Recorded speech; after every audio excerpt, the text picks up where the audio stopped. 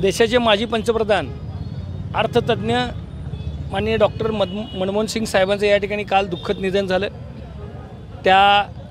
या दुःखद निधनाच्या वार्तेमुळे या ठिकाणी संपूर्ण काँग्रेसमध्ये एक दुःखद अवकळा पसरलेली आहे। कालच या ठिकाणी बेंगलोरमध्ये आपलं अधिवेशन होणार होतं बेळगावमध्ये, तर ते सुद्धा स्थगित करण्यात आलेलं आहे आणि 7 दिवसासाठी हा दुखवटा असणार आहे। देशातील सर्व काँग्रेसचे सर्व कार्यक्रम या ठिकाणी रद्द करण्यात आलेले आहेत। पुढील दिशा ही 7 दिवसानंतर ठरवली जाईल।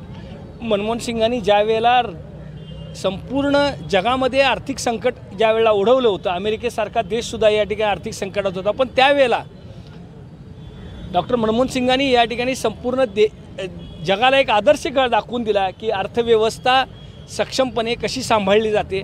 आणि त्यावेळेला तेवढ्या